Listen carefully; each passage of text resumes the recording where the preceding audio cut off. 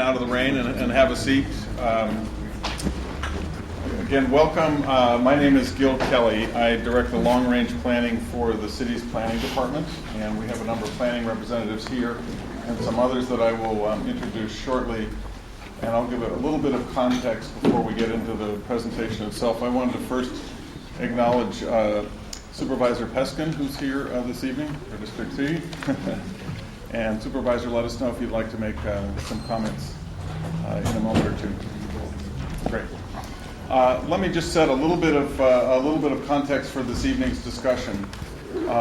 We're here tonight to talk about the affordable housing bonus program, which is a proposal that is embodied in some legislation that was introduced by the mayor and Supervisor Tang, and amended subsequently in a friendly manner by Supervisor Breed, and has been a proposal that's been developed by the planning department principally, along with the Mayor's Office of Housing and Community Development. So we're here tonight really for the purpose of, first of all, explaining to you what's in the proposal. It's an evolving one, and so we are very interested in hearing your thoughts and concerns about it, because it has been evolving as we've been engaging the community across the city.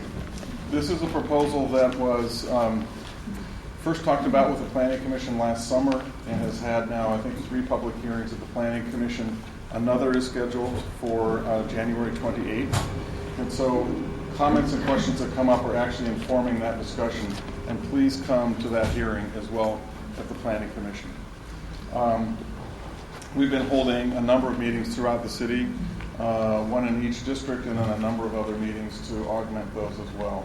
So it's great to see such a good turnout here this evening, because we really do want to hear from you.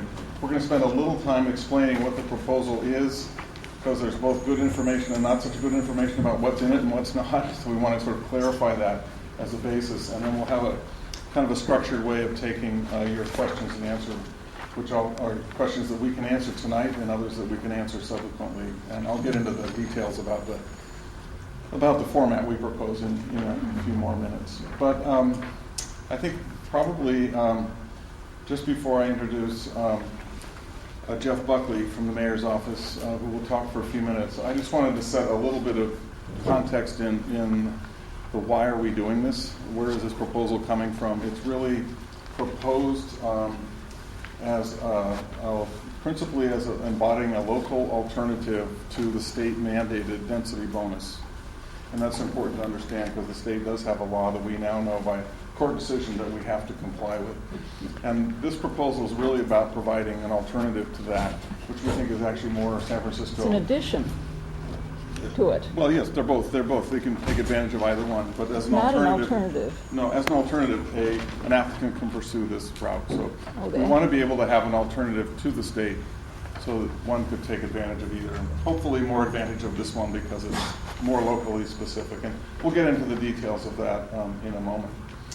But I think underneath all of this is really what's driving this proposal and many of the other housing discussions now is the affordable housing crisis, which has really become systemic, if you will. The Bay Area's economy continues to grow. San Francisco continues to be a very attractive place to live.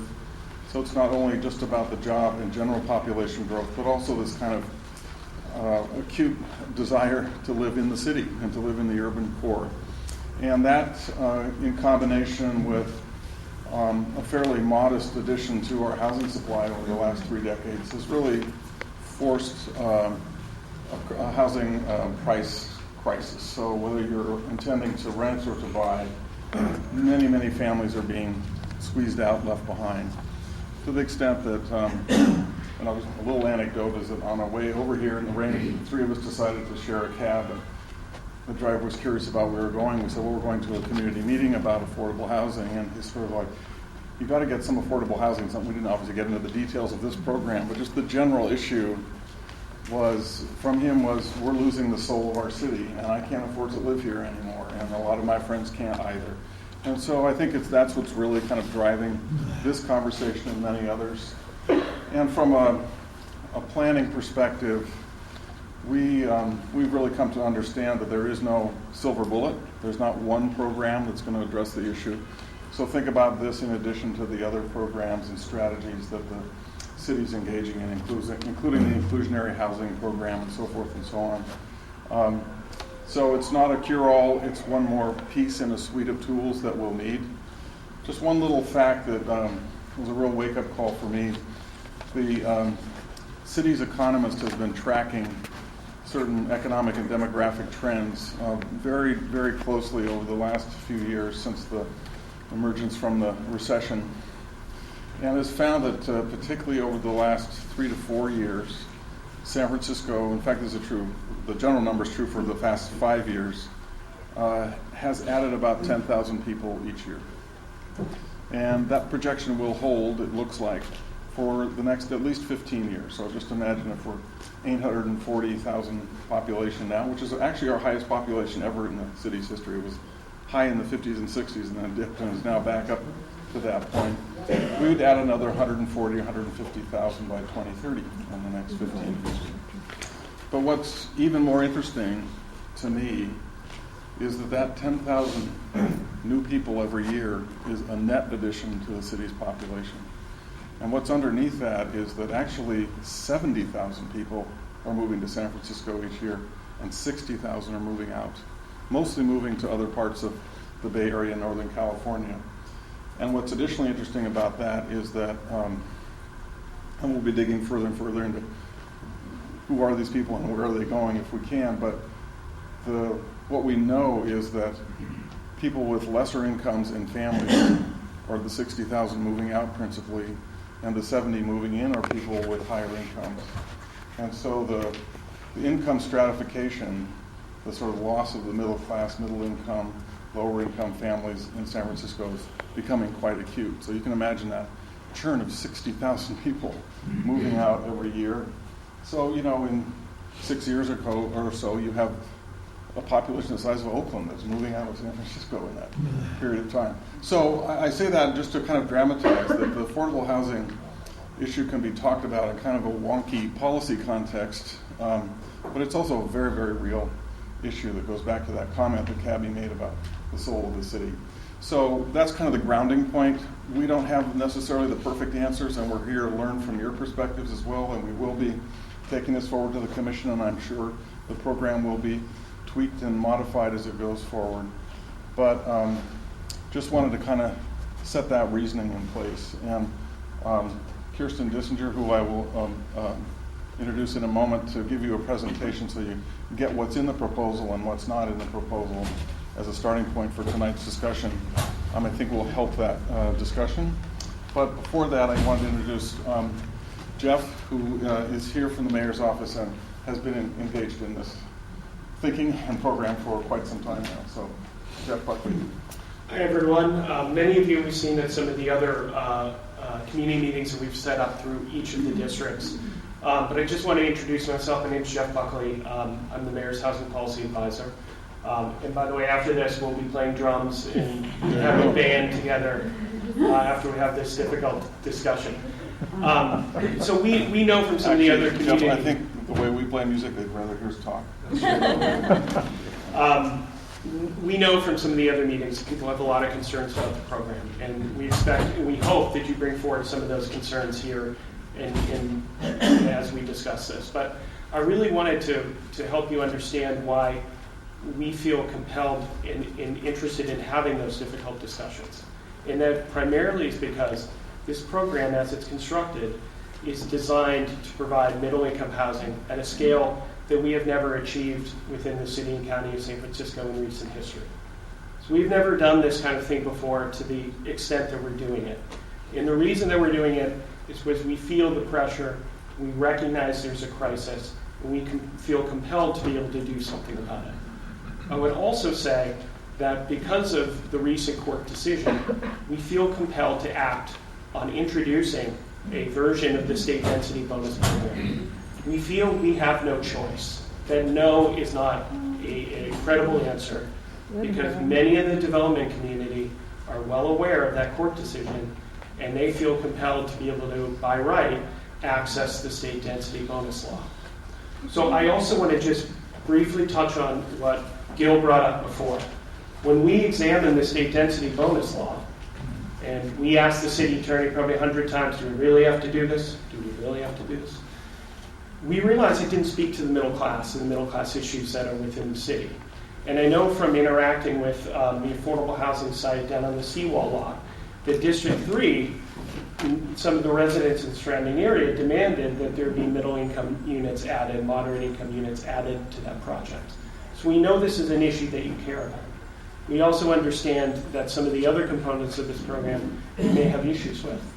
I hope we at some point can get past the issues that we have and we start thinking about what we can do to introduce a program that provides middle income units at scale that works, but also addresses the real needs and the real issues that people have with the program. And I hope we can have that dialogue tonight, both after you hear the presentation and then after when we have questions and answers. So again, thanks for your time. Thanks for coming out. It's raining, so we know this is not an easy thing to come down to, but we understand you really care about this. And without further ado, I'll pass it to your supervisor, Aaron Peskin.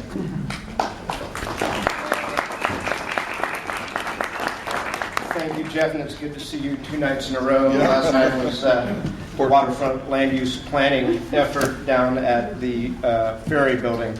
For those of you who do not know me, I am Aaron Peskin. We actually had a debate in this room over the summer where the issue that Gil just talked about, the affordability crisis in San Francisco, was discussed and debated at length.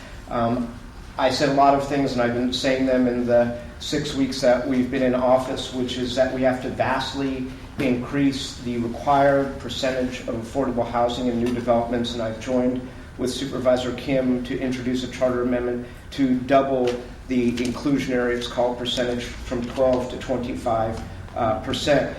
For those of you who remember me from the old days, when I left office, the inclusionary percentage was 15%, and it was actually lowered to 12%, even though, as we all know, the market was going through the roof. And there are many reasons, some of them political, some of them policy, that happened. So I think that's one of those. There is no one silver bullet. Gil and I agree on that. But I think that is actually our immediate imperative, is to increase the percentage of affordability in large new construction in San Francisco. The preservation of existing housing is something that we're doing really a very poor job on. The numbers are, for every 10 units of new affordable housing that's built, we are losing 8.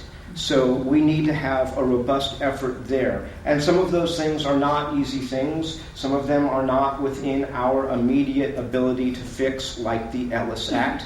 But we need to figure out ways to get Sacramento to move on that and figure out new creative ways that are not preempted by state law, where we can act locally to preserve our existing rent-controlled affordable housing stock. I'm really here to listen. I've been with my staff, 2 of the 3 of whom are here, Sunny Angulo and Lee Hepner, who many of you know. We've been delving into this. We've now met with Kirsten a couple of times, and I'm learning a lot about it. One of the things that obviously I can't help but be aware of is that the affordable housing density program area, in large part, is District 3. There are parts of it outside of District 3, but it is particularly District 3. And I have said for the last many, many years that I believe in density equity. And what do I mean by that? Of the 11 supervisorial districts, District 3 is actually geographically the smallest one, but it has the same number of people as every other supervisorial district, and that's because it was the first settled and the most densely developed. I mean, there are parts of the city where houses don't touch, but here we're 3 units per lot or denser, in many cases denser. As a matter of fact, we will be visiting with Gil and the president, the incoming president, new president of the Middle Polk Neighbors Association, is very familiar with this. I think the community, if I may be so bold as to put words in your mouth, would prefer to see housing at the Lombardi site than another market. But I've been hearing a lot of that from the community. So I'm very interested in not just the preservation of existing housing stock, but the creation of new housing stock. And I'm also interested in density equity, and we live in the densest part of the city, and we also have an obligation to maintain the neighborhood fabric. Having said that, my mind is open, as I said to Kirsten the other day, as she showed us the projections of 16,000 new units of affordable housing, much of that on 240 sites, not all within District 3. So should we rezone all of District 3, or should we perhaps rezone just particular sites in order to get that level of new housing? Finally, one place that I think we really do part company,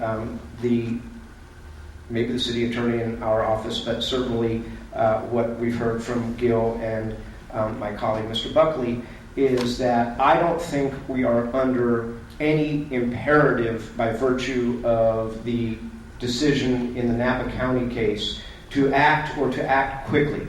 I think we should have a robust public policy discussion about what we want to do and how we want to solve this crisis, but I in no way feel that I'm under the gun. The Napa case was a case where Napa got sued because they were not building affordable housing.